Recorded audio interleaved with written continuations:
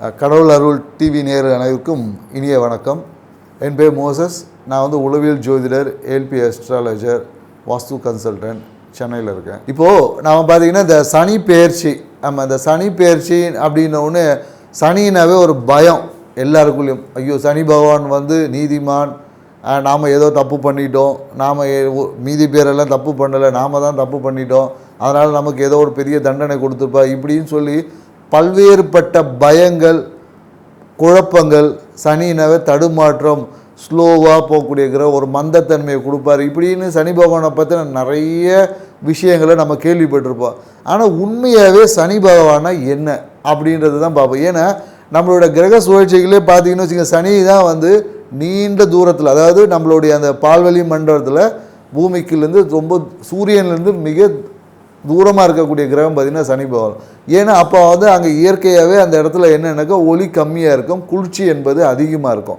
So அப்போ குளிர்ச்சி நம்ம உடம்புல வரும்போது அப்போ நம்மளால் என்ன பண்ண முடியும், சோம்பல் வந்துடும். ஏன்னா நிறைய பேர் என்ன, இந்த மார்கழி மாதம் குளிர்ச்சி அப்படின்னும் போது உங்களுக்கு தெரியும், மார்கழி மாதத்துலலாம் சுறுசுறுப்பாக இருப்போமா, ரொம்ப சோம்பலாக இருப்போம், நம்மளுடைய செயல்பாடுகள் எல்லாமே ஒரு மந்தத்தன்மையில் இருக்கும். ஸோ அதனால் இந்த சனி பகவானுடைய பார்வைகள் எங்கெங்கெல்லாம் விழுதோ அந்த இடங்கள் மந்தத்தன்மையாகும். ஏன்னா சனி பார்க்குற இடத்துல கெடுப்பார், இருக்கிற இடத்துல கொடுப்பார் அப்படின்ற ஒரு ரூல் இருக்குது. ஸோ அப்போ நம்ம பார்க்கக்கூடிய இடங்கள் எல்லாமே அந்த இடத்துல ஒரு மந்தத்தன்மையையும் அந்த இடத்துல ஸ்லோ ஆக்டிவிட்டிஸையும் கொடுத்துருவார். இருக்கிற இடத்த பெருக்குவார். அப்படின்னும் போது அந்த பாவகங்கள், ஒரு கிரகம், ஒரு இப்போ மேஷ ராசி இருக்காருன்னா சனி பகவானுடைய பாவகங்கள் பார்த்திங்கன்னா 10, 11 இருக்குது. இந்த பாவங்கள் இயற்கையாகவே சனி பகவானோட கண்ட்ரோலில் தான் இருக்கும். ஸோ இந்த பாவகங்கள் வந்து அதிகமாக வேலை செய்யும். ஆனால் அந்த பாவங்களோட பார்வைப்படக்கூடிய இடங்கள் எல்லாமே ஸ்லோவாக இருக்கும், பொறுமையாக தான் நடக்கும், அந்த இடத்துல அவசரம் வேகங்கள் இருக்காது என்பது தான். இன்னொன்று எனக்கு நம்ம சனி பகவானுக்கு பார்த்திங்கன்னா அவருடைய வாகனம் நம்ம சொல்லக்கூடிய விஷயம் தான் காகம். ஏன் அந்த காகத்தை வந்து அவருக்கு வாகனமாக கொடுப்பாங்க? ஏன்னா சனிக்கு வந்துன்னா காகத்துக்கு சாப்பாடு வைப்போம், எல்லாரும் வைப்பாங்க. ஆனால் ஏன் காகத்துக்கு சாப்பாடு வைப்போன்ற அந்த உணர்வு என்பது நம்மக்கிட்ட இல்லை. ஏன்னா காகம் தான் பார்த்திங்கன்னா இருக்கிறது மிக ஒழுக்கம் நிறைந்த பறவை அப்படின்னு பார்த்திங்கன்னா காகம் தான். ஏன்னு வச்சிங்களேன், காகம் வந்து தன்னுடைய இனத்தோடு வாழும். எப்போதும் பார்த்திங்கன்னா தனக்கு தேவையானது எல்லாத்தையும் சேர்ந்து சாப்பிடும். இன்னொரு விஷயம் பார்த்திங்கன்னா, காகம் வந்து விடிய காலையில் சூரிய உதய பிரம்ம முகூர்த்தத்தில் எந்திரிக்கக்கூடிய ஒரே பறவை வந்து காகம் தான். மீதி எல்லா பறவையும் பார்த்திங்கன்னா எப்போ பார்த்தாலும் தூங்கிட்டு இருக்க எல்லாமே இருக்குது. நீங்கள் எங்கே வேணாலும் எந்த பறவை வேணால் போய் பாருங்கள். ஆனால் காகம் மட்டும்தான் விடிய காலையில் எந்திரிக்கும்.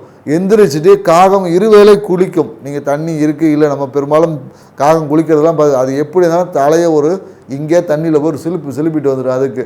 அப்போ காலையில் எந்திரிச்சு தன்னுடைய வேலைகள்லாம் என்ன, இங்கே செய்யக்கூடிய நம்ம வாழக்கூடிய இடங்களில் இருக்கக்கூடிய அனைத்து கழிவுகளையும் அது என்ன பண்ணும், அதை நீக்கி அதை அப்படியே அமிர்தமாக மாற்றிடும், அதாவது உரமாக மாற்றிடும். ஏன்னா காகத்தோட அந்த நமக்கு சொல்லணும், காகத்தோட எச்சம் விழும்போது அதில் ஆசிட் கண்டென்ட் அதிகமாக இருக்கும். பெரும்பாலும் இந்த பைக்கிலலாம் காகம் வந்து அதோட எச்சம் படும் போது அதை தொடச்சா கூட அவ்வளோ சீக்கிரத்தில் போகாது.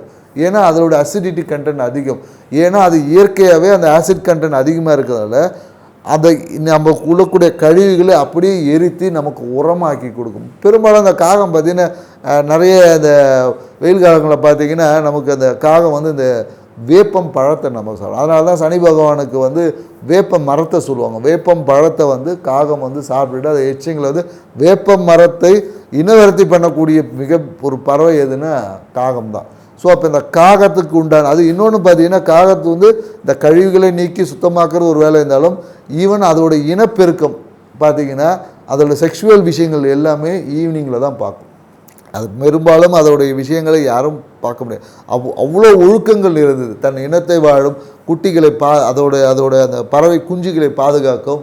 ஸோ அப்படி இன்னொன்று என்னென்னாக்கா, அதோட கூடு எப்படி இருக்குன்னா வலிமையான இடத்துல தான் கட்டும். ஒரு காகத்தோட கூடை நீங்கள் அவ்வளோ சீக்கிரத்தில் கலைக்க முடியும். ஏன்னா அது வந்து அதை நல்ல கிளையோட ஸ்ட்ராங்னஸை பார்த்து அதோடைய உமிழ்நீரில் அந்த இரும்பையே வளைக்கக்கூடிய ஆற்றல் இருக்குது. அதனால தான் காகத்தோட கூண்டு பார்த்துருந்தீங்கன்னா அதில் நிறைய இரும்பு கம்பிகளை கொண்டு நல்லா முறுக்கி ஒரு ஸ்ட்ராங்கான ஒரு கட்டமைப்பை அமைக்கக்கூடிய ஒரு விஷயம் காகத்திற்கு. ஸோ இதை நாம் உணவளிக்கும் போது அந்த தன்மை நமக்குள்ளும் வர வேண்டும். நாமளும் சுறுசுறுப்பாக இருக்கணும். நம்மளுடைய விஷயங்களை நாம் செய்யக்கூடிய இந்த பிரபஞ்சத்தில் செய்யக்கூடிய அந்த ரூல்ஸ் அண்ட் ரெகுலேஷன்ஸ், அதாவது நம்ம பிரபஞ்சத்தில் விதிக்கப்பட்ட இயற்கைக்கு ஒன்றிய ஒரு வாழ்க்கையை அமைக்கணும் என்பது தான் காகத்துக்கு உணவளிக்கிறாங்க. ஏன்னா பெரும்பாலும் என்னென்னாக்கா நல்லெண்ணெய் நல்லெண்ணெயில் பார்த்தீங்கன்னா வெறும் எள்ளு எண்ணெய் மட்டும் இருக்குது, அது கூட கருப்பட்டி போட்டு அந்த வெப்பத்தை சமப்படுத்துவாங்க. ஏன்னா அப்படி பண்ணும்போது தான் அங்கே நமக்கு வெப்பம் ஒரு கதகதப்பு என்பது கிடைக்கும். ஸோ அதனால தான் நம்ம நல்லெண்ணெய் தீபத்தை எழுதுகிறோம். பெரும்பாலும் சனி பகவான் பார்த்தீங்கன்னா என்ன சொல்லுவாங்க, நம்மளோட ஊனமுற்றவர் சொல்லுவாங்க. ஏன்னா சனி தான் ஆயுள் காரகன். ஏன்னா நம்மளோட உயிர் சாரம் அவர்கிட்ட தான் இருக்குது. ஏன்னா சனி நினச்சா தான் நம்மளோட ஆயுளையே பெருக்க முடியும். ஸோ ஏன்னா குளிர்ச்சியில் தான் நம்மளோட ஆயுளுக்கு வெப்பம் அதிகரிக்கும் போது நம்மளோட ஆயுள் உயிர்த்தன்மை விரயமாகும். குளிர்ச்சியில் தான் அந்த உயிர்த்தன்மை வந்து பெருகும். அதனால தான் சனிக்கு வந்து ஈஸ்வர பட்டமே கொடுத்துருப்பாங்க. சனி பகவானுக்கு வந்து ஈஸ்வரம். இதுக்கு நிறைய புராணங்கள் நிறைய கதைகள் சொல்லுவாங்க. ஆனால் அறிவியல் பூர்வமாக நமக்கு அதோட புரிதல் நமக்கு ரொம்ப குறைவாக இருக்கிறதுனால தான் நம்ம பெரும்பாலும் இந்த விஷயங்களை அறிவியல் பூர்வமாக உங்களுக்கு பகிர்றோம். மேலும் என்னென்னு வச்சுக்கிங்களேன், இந்த விஷயங்களை நாம் உணர்ந்து இப்படி உணரும் பட்சத்தில் தான் நம்மளால் இந்த சனி பெயர்ச்சி, ஏன்னா இந்த கிரகங்கள் வந்து நகர்ந்து கொண்டே தான் இருக்கும். இந்த நகர்வுக்கு ஏற்ற மாதிரி ஒவ்வொரு வாழ்க்கையிலும் சில மாற்றங்கள், நன்மை தீமையான மாற்றங்கள் நடந்து கொண்டே தான் இருக்கும்.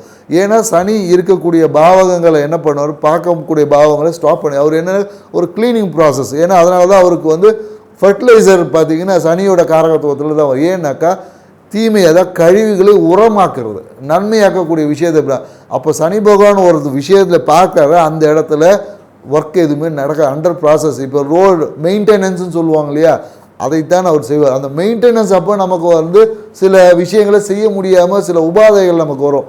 அதுதான் நம்ம இங்கே பிரச்சனைன்னு பேசிகிட்டு இருக்கோம். ஸோ இந்த பிரச்சனையை எப்படி எதிர்கொள்வது, ஒவ்வொரு ராசிக்கும் எப்படி எதிர்கொள்ளலாம் அப்படின்றது தான் இந்த சனி பெயர்ச்சி விஷயத்தில் நம்ம பார்க்க போகிறோம். இப்போ சனி பகவானுக்குன்னு பார்த்தீங்கன்னா பொது பரிகாரம் இது என்னன்னாக்கா, சனி எனக்கு நல்ல இடத்துல இருக்குது, நல்ல இடத்துல இல்லை, வருது போகுது பார்க்குது, இது எல்லாத்தையும் தாண்டி, ஏன்னா நம்மளோட ஆயுள் காரகன். ஏன்னா நம்ம இதை மெயின்டைன் பண்ணும் போது தான் இந்த காரகத்துவம் பண்ணும்போது சனி என்பது என்னென்னாக்கா நம்மளுடைய உண்ணக்கூடிய உணவுகளோட கழிவுகளை அமிர்தமாக்கி நம்மளோட உயிர் சாரம் அதிகமாக்கும். அப்போ தான் நம்மளோட வாழ்நாள் என்பது நீட்டிக்கும். அதனால தான் அவர் ஒன்று ஸ்லோ அண்டு ஆயுள் காரகன் அவர் கொடுத்துருக்காங்க. ஸோ இப்போ இந்த சனி பகவானுடைய தன்மைகளை நம்மகிட்ட எப்போதும் நல்ல விஷயமா வச்சுக்கணுன்னா என்ன பண்ணலாம் அப்படின்னா, முதல்ல நம்மளோட வாழ்க்கை முறை என்னென்னாக்கா நம்மளோட இயற்கையை ஒற்றிய வாழ்க்கை முறை. காலையில் எந்திரிக்கணும், நம்மளோட வேலைகள், நம்ம அனுதினம் செய்ய வேண்டிய வேலைகள், நம்ம என்ன செய்யணும் என்பது, நம்ம வேலைக்கு போகிறது பணம் சம்பாதிக்கிறது இது கிடையாது. நம்ம உங்கள் உடலுக்கு, ஏன்னா உடலுக்கு சாப்பிட்டாதான் நம்மளால் எனர்ஜி கிடைக்கும், வேலைக்கு போனால் எனர்ஜி கிடைக்காது. ஸோ அப்போ நமக்கு கரெக்டான டைம், ஆன் டைமில் நம்மளை சாப்பிட பழகணும். உடலுக்கு ஏற்ற அதுக்கேற்ற உடல் பயிற்சிகள், சிறு சிறு வேலைகள் செய்யக்கூடிய உடல் பயிற்சிகளை செய்யணும். பெரும்பாலும் என்னென்னாக்கா அந்த நைட்டு தூங்கணும். ஏன்னா இரவு தூக்கம் என்பது கம்பல்சரியாக இருக்கும். ஏன்னா இரவு என்பது சனிக்கு உண்டானது. ஏன்னா சூரியன் என்பது இயக்கத்துக்கு உண்டானது. அதை மாற்றி செயல்பாடு, அதாவது நம்ம செய்த விஷயங்களை எல்லாமே எனர்ஜியாக மாற்றக்கூடிய வேலையை சனி பகவான் தான் செய்வார். அதனால தான் காலையில், ஏன்னா சூரியன் உச்சமாக ஆகக்கூடிய இடத்துல சனி நீசம் ஆகக்கூடிய இடத்துல சூரியன் நீசம் ஆகக்கூடிய இடத்துல சனி உச்சமாவார். ஸோ அப்போது சூரியன் என்பது இயக்கம், சனி என்பது உயிர் சாரத்தை அதிகரிக்கக்கூடிய விஷயம். அப்போ இரவு தூக்கம் என்பது கம்பல்சரியாக இருக்கணும். இரவு தூக்கத்தை யார் கடைபிடித்து வாழ்க்கை முறை, இயற்கை ஒன்றிய வாழ்க்கை முறை இருக்கா, இவர்களுக்கு சனி பகவானை பற்றின எந்த பயமும் தேவையில்லைங்க. அவர் ஒன்றுமே செய்ய மாட்டார்.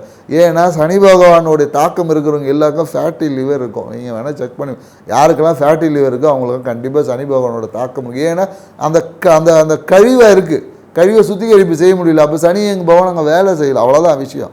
ஏன்னா எந்த உடம்புல எங்கெங்கெல்லாம் கழிவுகள் இருக்கோ அங்கே சனி பகவான் வேலை செய்யவில்லை. ஏன்னா கழிவை உரமாக்கக்கூடிய விஷயத்தை தான் சனி பகவான் செஞ்சுட்ருப்பார். ஸோ அதனால தான் நைட்டு நீங்கள் எப்போதும் பார்த்தீங்கன்னா நைட்டு தூங்கலாம் வச்சிங்களேன், உடல் சோர்வாக இருக்கும். நைட்டு தூங்கி எழுச்சின்னு வச்சு காலையில் ஃப்ரெஷ்ஷாக இருக்கும். இதுதான், ஏன்னா அந்த ஃப்ரெஷ்னஸை கொடுப்பது எதுனா சனி பகவான் தான். ஸோ நீங்கள் இது அறிவியல் பூர்வமாக நம்ம நிறைய விஷயங்கள் சொல்லுவோம், ஆன்மீக ரீதியாக நிறைய விஷயங்கள் இருக்குது. மேலும் இப்போ நம்ம ஒவ்வொரு ராசிக்கும் இந்த சனி பயிற்சி எப்படி இருக்குது, யார் எங்கே என்ன சரி பண்ணலாம், இன்னும் பெட்டர் ஆக்கிறதுக்கான வழிகளை நம்ம ஒவ்வொரு ராசியாக பார்ப்போம். கடகராசி, சொன்ன சொல்லை காப்பாற்றுவதில் மிகுந்த நேர்த்தியான கடகராசி நேயர்களே. இந்த கடகராசிக்காரங்க பார்த்தீங்கன்னா என்னென்னாக்கா இவங்க ஒரு புரியாத புதிராக இருப்பாங்க. ஏன்னா இவங்களுடைய தன்மை பார்த்திங்கன்னா இவங்களுக்குள்ள ஒரு ஆழமான சிந்தனை ஓடிக்கிட்டே இருக்கும், இவங்களோட செயல்பாடுகள் ஒன்றா இருக்கும். மேலும் இவங்களோட பேச்சு, சொன்ன வாக்கை பார்த்திங்கன்னா காப்பாற்றுறதுல இவங்கள மிஞ்ச ஆளே கிடையாது. ஏன்னா அந்த சொன்ன வார்த்தை காப்பாற்றுறதுக்காக தன்னுடைய அனைத்து மகிழ்ச்சியை கூட இவங்க இழக்க தயாரிப்பாங்க. ஏன்னா அந்த அளவுக்கு இவங்களோட வார்த்தை ரொம்ப ப்ராம்ப்டாக இருக்கும், அதை செயல்படுத்துல மிகுந்த இதுவாக இருக்கும். இவங்க என்னன்னாக்கா இவங்களுடைய ஒரு மைனஸ்ன்னு என்ன சொல்லலான்னா, இவங்க வந்து இந்த டாக்குமெண்ட் சார்ந்த விஷயங்களை தலையிடவே கூடாது. ஏதோ ஒரு இல்லீகல் டாக்குமெண்ட் இந்த மாதிரியான விஷயங்களை நீங்கள் சரி பண்ணுற, இல்லை இந்த லேண்ட் டிஸ்பியூட்டில் இருக்க டாக்குமெண்ட், இந்த டாக்குமெண்ட்டை கையில் வச்சு சுற்றி இதுக்காக விரயம் தான் செய்வாங்களே தவிர அந்த விஷயத்தை இவங்களால் ஒரு காலம் இவங்களால் செயல்படுத்த முடியவே முடியாதுங்க. ஏன்னா இவங்க அந்த டாக்குமெண்ட்ஸ் சார்ந்த விஷயம் எப்போதும் இவங்களுக்கு பிரச்சனை. மேலும் இவங்க என்ன பண்ணுவாங்கன்னா, எல்லாத்தையும் அந்த குறிப்பெடுத்து வச்சுட்டே இருப்பாங்க. ஏன்னா அதை நோட் பண்ணி வைக்கிறது. பெரும்பாலும் என்னென்னாக்கா இந்த கடகராசியில் நிறைய எழுத்தாளர்கள், நிறைய இந்த கவிதை எழுதுகிறவங்க, இந்த மாதிரி நிறைய பேர் இருக்காங்க. மேலும் இவங்களுடைய அந்த வீடு பார்த்தீங்கன்னு வச்சுங்களேன், வீட்டில் இந்த பெட் அனிமல் வளர்க்குறது இவங்க தான். வீட்டில் பார்த்தீங்கன்னா எப்போதும் வாசலில் போனீங்கன்னா கண்டிப்பாக கடகராசி வீட்டில் வந்து வாசல்லே ஒரு கண்ணாடியோ இல்லை பெட் அனிமல்ஸு கண்டிப்பாக இருக்கும். ஸோ இவங்களோட மனம் பார்த்திங்கன்னா எப்போதும் ஒரு வேகமான செயல்பாடு, வேகமாக எதையோ பிஸ்னஸை பற்றின விஷயங்கள், மனசில் நிறைய இந்த ரூல்ஸ் தானே இப்படி தான் இருக்கணுன்ற, நேர்த்தியாக இருக்கணுன்றதுக்காக மனதுக்குள்ளே நிறைய ரூல்ஸை போட்டுட்டு அந்த ரூல்ஸே இவங்களுக்கு மிகப்பெரிய ஒரு அழுத்தமாக மாறிக்கிட்டே இருக்கும். மேலும் இவங்களோட அந்த வேலை சார்ந்த விஷயத்தில், வேலையில் பார்த்திங்கன்னா ரொம்ப ஆன் டைமில் அந்த வேலை சார்ந்த விஷயத்தில் சரியாக செய்யணும், நேர்த்தியாக செய்யணும் என்பதில் இவங்க ரொம்ப மெனக்கடுவாங்க. அதுவே இவங்களுக்கு பார்த்திங்கன்னா மிகப்பெரிய ஒரு அழுத்தமாக மாறிடும். மேலும் இவங்களுக்கு என்னென்னாக்கா, இவங்களுக்கு வரக்கூடிய வியாதின்னு பார்த்திங்கன்னா இந்த வாயு சார்ந்த பிரச்சனை இவங்களுக்கு எப்போதும் இருந்துகிட்டே இருக்கும். வாயு சார்ந்த விஷயங்கள் அங்கங்கே பிடிக்கிறது, அப்படி இழுக்கிறது அப்படின்ற கேஸ்ட்ரிக் ப்ராப்ளம் வந்து கடகராசிக்காரங்கிட்ட கண்டிப்பாக இருக்கும். ஸோ மேலும் இவங்களுடைய அந்த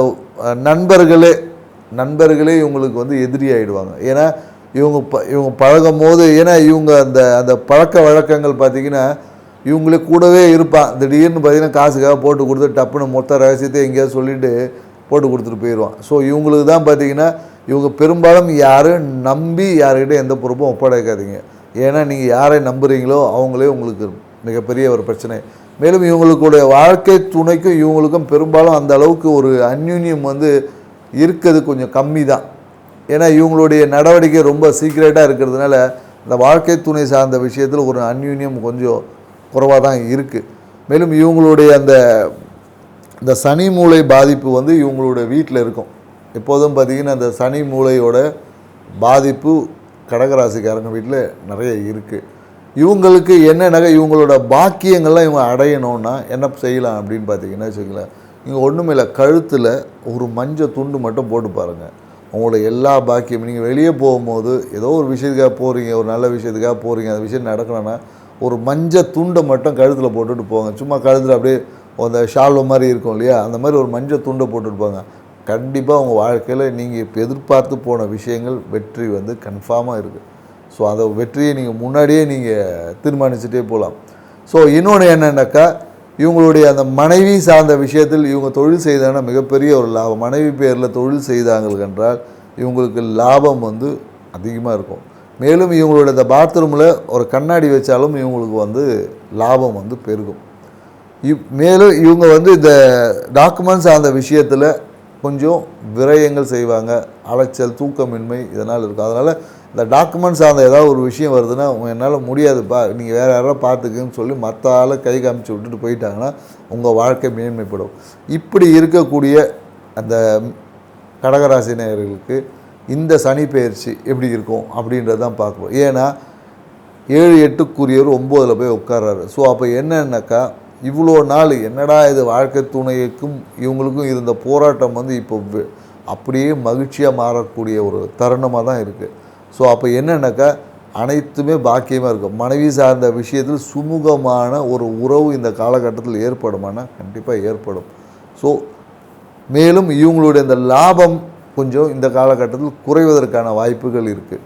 ஸோ அதனால் இவங்களோட லாபம் பழைய விஷயங்களை செஞ்ச அந்த விஷயத்தினால கொஞ்சம் லாபத்தில் கொஞ்சம் குறைவு ஏற்படும். மேலும் முயற்சி, இவங்க செய்த முயற்சி ஏற்கனவே நிறைய விஷயம் செஞ்சுருப்பாங்க. இந்த காலகட்டத்தில் மேலும் அது வந்து இன்னும் கீப்பான் தொடருமானா கண்டிப்பாக தொடர்ந்துட்டு தான் இருக்கும். மேலும் இவங்களுடைய அந்த உடல் சார்ந்த விஷயத்தில் கொஞ்சம் வந்து முன்னேற்றம் வந்து கொஞ்சம் ஸ்லோவாக தான் இருக்கும். இவங்க ஏதாவது லாங் டைம் ட்ரீட்மெண்ட் ஏதாவது செஞ்சுட்டு இருந்தாங்கன்னா அதோட முன்னேற்றம் வந்து இந்த காலகட்டத்தில் கொஞ்சம் ஸ்லோவாக தான் இருக்கும். ஸோ இந்த காலகட்டத்தை, இந்த சனி பயிற்சியை இவங்க எப்படி எதிர்கொள்ளலாம் அப்படின்னு பார்த்தாங்கன்னா, இந்த காலகட்டத்தில் இவங்களோட கால பைரவருடைய வழிபாடு செய்யலாம். கால பைரவரோட வழிபாடு தேய்பிறை அம்மா அஷ்டமி அன்னைக்கு கால பைரவரோட வழிபாடு இவங்க செஞ்சுட்டு, இந்த வேலை செய்கிறாங்களே அந்த என்ன சொல்லுவாங்க, அந்த கீழ்மட்டத்தில் வேலை செய்யக்கூடிய தொழிலாளர்களுக்கு, இந்த ரோடு க்ளீன் பண்ணுறவங்களுக்கு, இவங்களுக்கு எல்லாமே இவங்க வந்து என்ன பண்ணலான்னா நிறைய அந்த உணவு தானம் பண்ணலாம். உணவு அவங்களுக்கு தானம் பண்ணுறது வழியாக அவங்களோட பாக்கியத்தை பெருக்க முடியும். மேலும் அவங்களுக்கு இந்த தண்ணி பாக்கெட் வாங்கி கொடுக்கறது, இந்த மாதிரியான விஷயங்கள் செய்யும்போது இவங்களுடைய பாக்கியம் பொருளாதாரம் வளர்ச்சி அடையும். இவங்க என்ன பண்ணலான்னா கடகராசிக்காரங்க இந்த பால் உணவு, பால் சாதம் சாப்பிட்டாங்கன்னு வச்சுக்கோங்களேன், இவங்களுடைய லாபம் பெருகும், மன அமைதி கிடைக்கும். மேலும் என்னென்னாக்கா இவங்க வந்து பாக்கியங்கள் பெருக இந்த காமதேனு அந்த ஃபோட்டோவை வந்து வீட்டில் வந்து வச்சுருந்தாங்கன்னா மிகப்பெரிய ஒரு வளர்ச்சி கிடைக்கும். இவங்களுக்கு கிடைக்க வேண்டிய, அதாவது வாழ்க்கையில் இவங்க அனுபவிக்க வேண்டிய அனைத்து பாக்கியங்களும் அனுபவிக்கிறதுக்கு காமதேனு ஃபோட்டோவை நீங்கள் பார்த்துருந்தாலும், காமதேனு வழிபாடு செய்தாலும், இவங்களுக்கு கோ பூஜை செய்தாலும் இவங்களுக்கு அந்த பாக்கியங்கள் கிடைக்கும். மேலும் மதுரை மீனாட்சி அம்மனை ஒரு வாட்டி போய் தரிசித்துருவாங்க, வாழ்க்கையில் எல்லா நன்மைகளும் நடக்கும். கடவுள் அருள் டிவியை பார்த்தமைக்க நன்றிகள். மேலும் இது போன்ற தகவல்களை தெரிந்து கொள்ள கடவுள் அருள் டிவியை சப்ஸ்கிரைப் செய்யுங்கள். மறக்காமல் பெல் ஐக்கானை கிளிக் செய்யுங்கள்.